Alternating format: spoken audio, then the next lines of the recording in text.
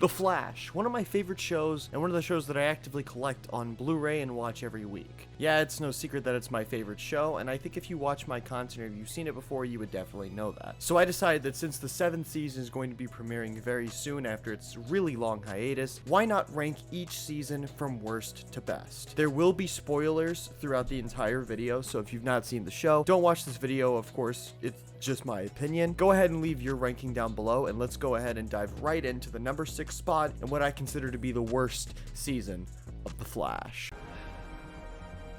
I am the future Flash. The Flash Season 3 is easily my least favorite season of the show, and it sucks to say that because there's certainly a ton of potential here. Savitar as the main villain started off pretty sick, and the reveal that he's Barry from the future is just really cool, and I feel like the timeline surrounding him could have been done well. Unfortunately, that's probably the biggest problem with the season because it just never really makes sense. They also spend too much time before they finally reveal that it's Barry. We have 23 episodes this season, and he's not revealed to the audience until episode 20. Revealing something like that a couple episodes before the finale isn't inherently awful. I just think it's a bit messy because we waited 20 episodes, which just felt so long. It'd be different if there were only 16 episodes or 13 episodes in the season and you wait until episode 10 or 13 to reveal it, and then you have 3 final episodes to go in, because you're not waiting 20 episodes for a reveal that doesn't even get the payoff that it deserved for how long you waited for it. There's also an issue with the character of Dr. Alchemy being an underwhelming villain, and Julian, his real identity, never really adds anything to the season, and the season also began Caitlyn's degradation into what she is in future seasons, and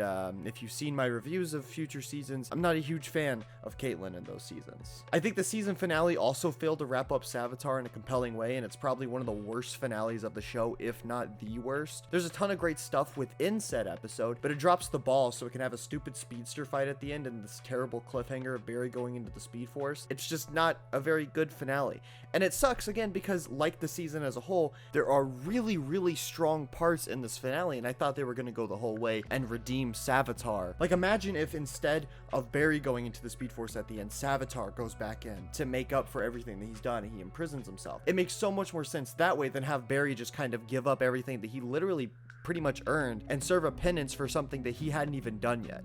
It just feels like poor character development, and it's just a stupid cliffhanger just to rip everything out of what would have otherwise been a bittersweet finale. There are definitely bright spots though that save the season a bit. I think HR is a really fun addition to the cast, and his sacrifice in the finale is one of the bright spots in said finale that I mentioned. Savitar himself is a fun antagonist, and the reveal that he is Future Barry is solid, and I do love that concept. And when he's outed as Future Barry in those final few episodes, he's really great. Grant sells the role amazingly, and I also really enjoyed the Flashpoint storyline. It definitely could have been benefited from being a couple episodes longer, but it is what it is. I do have some issues with it because it kind of just undercuts what was done in season 1's finale and makes that a bit worse. But I think overall, as an episode goes, it's a fairly standard and pretty fun storyline to tackle in The Flash. So yeah, season 3 is kind of just a middling low point for the show. I don't think it's a truly bad season, but it's just a jumbled mess that struggles to go anywhere interesting. And by the time that it does, the season's over and we have to move on to the next one. Standout episodes from season 3 include episode 22, Infantino Street, episode 21, Cause and Effect, and episode 7, Killer Frost. Despite my dislike for Caitlyn, that episode was pretty good. You're moving with me, okay? What? You're moving as fast as I am. The Flash needed to come speeding back from a middling season 3 to prevent itself from following the trajectory of Arrow too closely, and while it didn't fully bounce back in the way that something like Arrow season 5 did, it returned with a solid enough season that I do think can be pretty underrated in the Flash fan base. Season 4 decided to change its tone from the dark and more emotional season 3 to a more jittery and goofy tone, and I think this comes with some benefits but also some detractions. On one hand, this season is easily one of the show's funniest, with some genuinely hilarious episodes and gags all throughout. I really had a great time watching some of those episodes. On the other hand, a lot of the time the season's offerings can feel pretty hollow and without anything too interesting. Sometimes it can just feel like a Saturday morning cartoon, which is kind of neat at times, but when they're trying to sell some really dark and more like important storylines, it's hard to tell that while also dealing with goofiness. Especially later in the season, they kind of really do have some dark moments that are even darker than some things in season 3, and yet the next episode they're bouncing around doing crazy stuff with luck-based powers. It just kind of felt a little messy.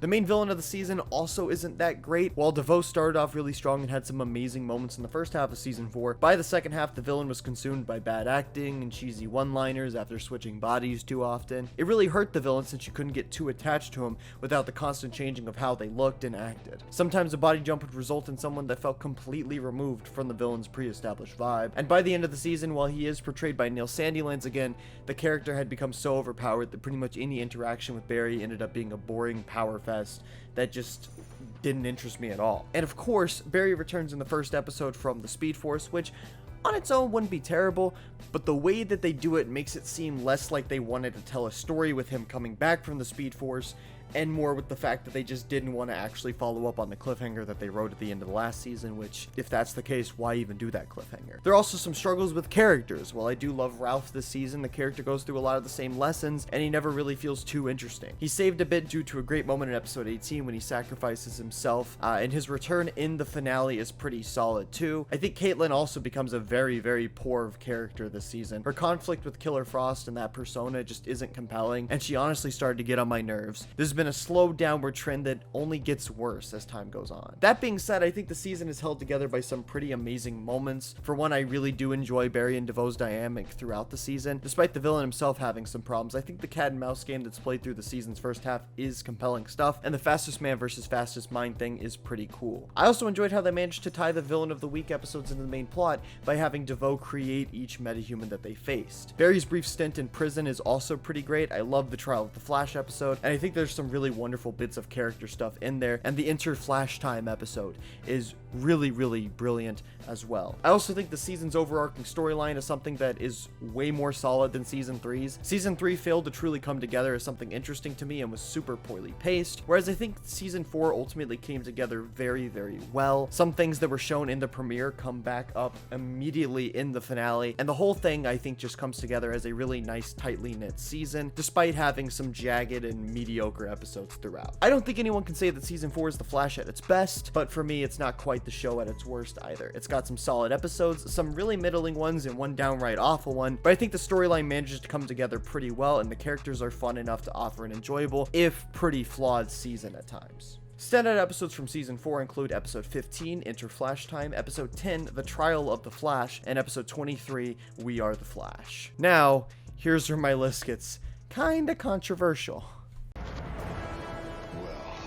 This is a complication.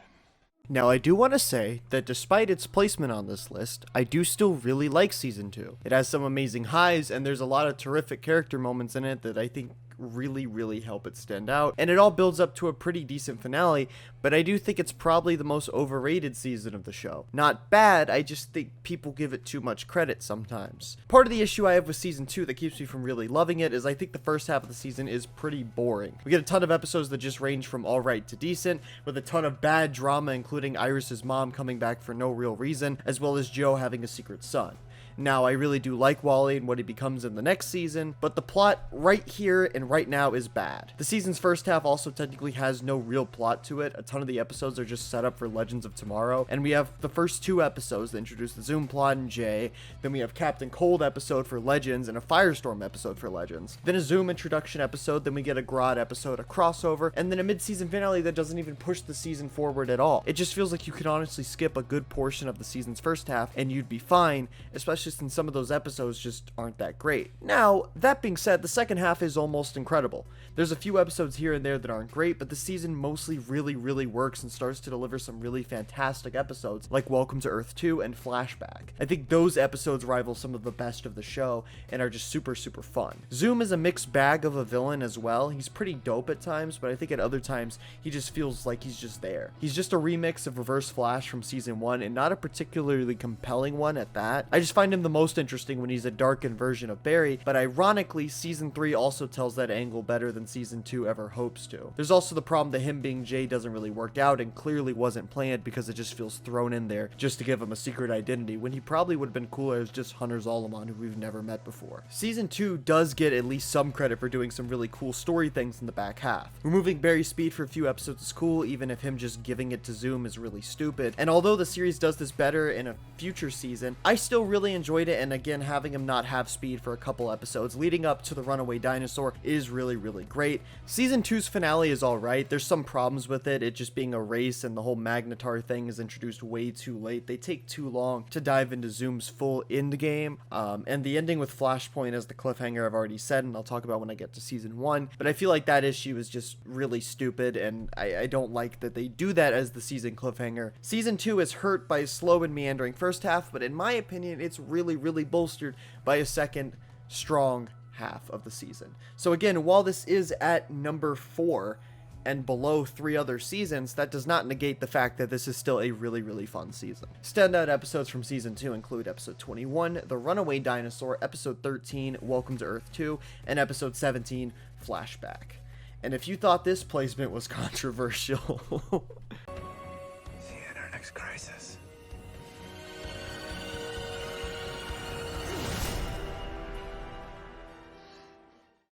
okay, go ahead, get your comments out now. You have no taste, season 5 is abomination, I hate you, Cicada murdered my favorite son.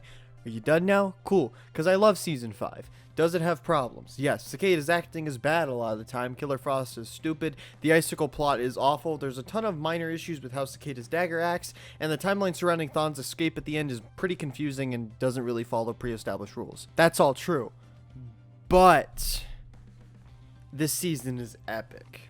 I genuinely think this season has some of the most consistent episode quality of the entire series. Again, say I'm wrong, I don't really care. Every episode's pretty solid, and sure, there's some bad ones here and there, mostly dealing with Icicle, but I feel like every week I got a really fun episode with some great moments. I love Nora. I love Barry teaching her throughout the season. She's such a fun addition to the show, and the actress is just really terrific in the role. I just thought the show calling back thematically to season 1 at points was great, and I really have no issues with this entire arc.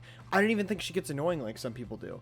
And I also love her working with Thawne. I love the pacing of her working with Thawne too. It's such a slow burn that eventually spirals out of control, and you really can't blame her for what she's doing when it all comes down to it. I also mentioned that Cicada's acting can be bad at times, and it can, definitely, but I still really like this villain. Sure, he's not amazingly intimidating, and he's not the best thing ever, but his origin story is compelling, and I just find him really fascinating, especially the idea that once he's done killing every meta, he's going to end himself too. I love the idea that this man is trying to take out all of his anger on an entire group of people when he really just blames himself for what happened to Grace. I think that's great. I love that he doesn't have a secret identity or everything. I love that he doesn't really even have a gripe with Team Flash until later in the season. I love how there's no like dynamic between villains really.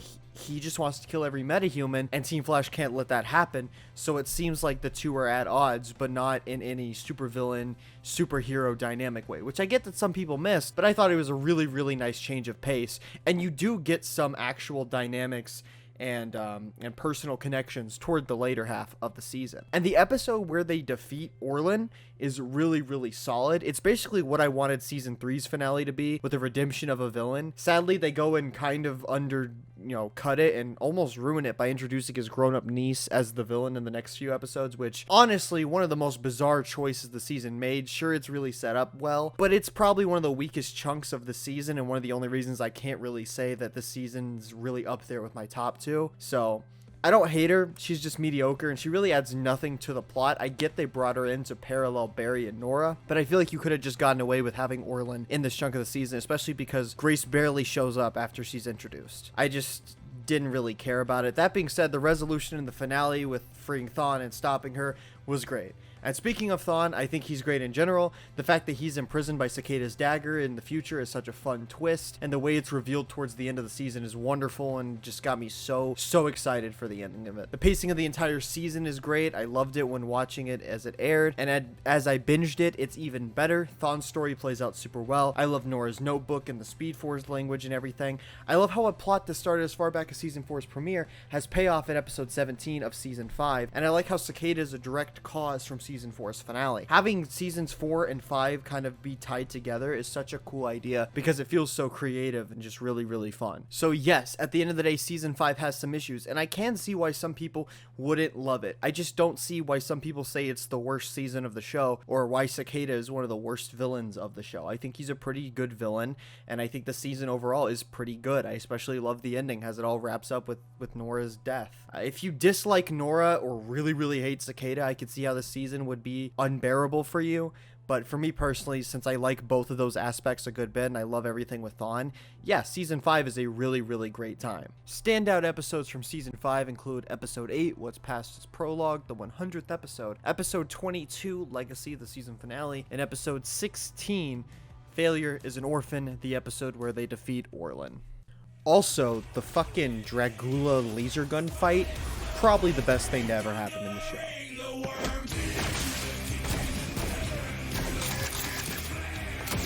You're not my mom. You're the reason I buried her. Oh, Season 6. What a shame that you didn't finish properly.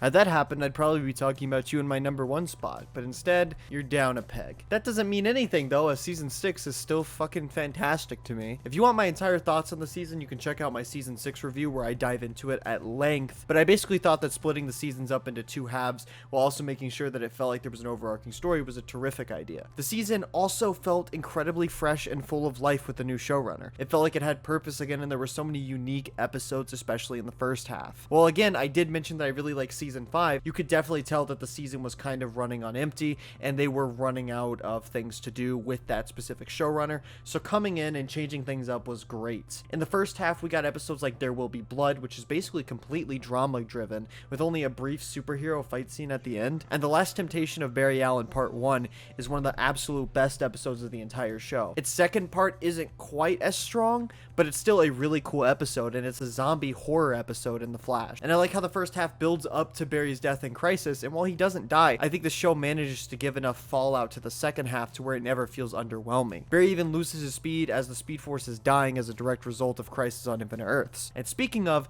Barry's loss of speed has been done before, see back to when I talked about it in my Season 2 segment, but I really love how they handled it here. Instead of removing it immediately, we're given a Barry who has to constantly remind himself that he's on the brink of losing the one part of himself that he cares the most about. It leads to some insanely tense moments where the viewer doesn't really know if he'll be able to make it out of this issue, and I think that's really, really cool. Iris's plot in the mirror can be hit or miss, and maybe it's paced a bit poorly, but I think her and Eva's dynamic is super solid, and the episode where it all culminates in liberation is fantastic. I love so much about that, and it's almost up there with The Last Temptation of Barry Allen Part 1. There's definitely some issues with Season 6. Some of the second half can be a bit bloated. The Mirror Iris plot is a bit poorly placed, and I think Iris gets shafted somewhat this year as she's kind of just in the background. But on the other hand, there's some absolutely tremendous episodes that just feel unlike most of the show, and I think that's really, really cool. The Flash is almost in its best form 6 years in, which is insane. I have no doubt that if the season ended properly, it would be my number 1 season of the show, and while I still do think the season finale that we got is satisfying enough end for the season based off what they had to do, it's just kind of enough to bump it an inch down to where I can't truly say that I got everything out of Season 6 than what was possible. The best episodes from Season 6 include Episode 7, The Last Temptation of Barry Allen Part 1, Episode 17, Liberation, and Episode 13, Grodd Friended Me. But it's me, Mom. It's Barry. You're Barry. And of course, this shouldn't be a surprise. I think this is most people's favorite season of the show. And what can I say about Season 1 that hasn't already been said? It's the best season, with fantastic episodes throughout both the first and second halves, and it's got the best villain that the show has had. I really do think this is the strongest season. Again, it's nearly beat by Season 6, sure, but that doesn't negate the overall quality of Season 1. They managed to tell 23 episodes of story without it once feeling laborious or stretched out, and I think that's thanks to the usage of Firestorm throughout the entire season as a second plot plot to buy time for the Reverse Flash story to fully come to fruition. And when it did, it was pretty awesome. Thawne wasn't around as Reverse Flash too often in the season, but anytime he was, it was really, really cool, and his lack of appearances honestly helped him from feeling drawn out. I mean, as much as I liked the villain of Cicada, part of the reason people got sick with him was because he showed up in every episode, got defeated, and then managed to escape. You can get around that problem by having your villain less in the season and just kind of having it be more of a mystery, which is what they did in season 1. Every character gets a really strong arc. I think it really feels like the show is firing at the top of its game, and that's really, really cool. Some things are rusty, sure, the drama can be really bad at times, and the characters act really stupid and childish, but you know, that's the CW. Sometimes there's occasionally rough filler, there's some bad metahumans here and there that are just absolutely cheesy, but I feel like the season is still really, really good, and what holds it together is the mystery of the Reverse Flash, which I mentioned again is helped by smaller plots that give the mystery time to truly come to its, you know, full fruition by the season finale fast enough, which is still my favorite episode of the show. I think that rather than having a final confrontation between two speedsters, the finale is a subdued and somber episode, dealing with the idea of Barry saving his mother and having the life that he wants, even if it means giving up everything he gained that year. And that's the biggest reason why I think Flashpoint is kind of really stupid to do in the show. If you were gonna do it, you probably should have done it in season 1's finale. So yeah, overall, season 1, easily the best season of the show, insanely rewatchable, has some fantastic episodes, and the best main plot of the show. I think some seasons do things a little bit better, but if we're talking about the season that does things great and doesn't have too many drawbacks, season 1 is the answer to all of that. The best episodes of season 1 are episode 23, Fast Enough, episode 9, The Man in the Yellow Suit, and episode 22, Rogue Air. So that's my ranking of The Flash's first 6 seasons. I know I'm alone with some of these rankings, and some of them probably seem weird to a lot of you, and so I just ask that when you leave your rankings down below, please be respectful and understand that we all get different things out of the media that we watch. I just really hope that I did a good job of explaining why I got what I did out of it. Thank you all for watching. After season 7 concludes, I will have a season 7 review, so be on the lookout for that, and until next time, I've been JayTheZoomster.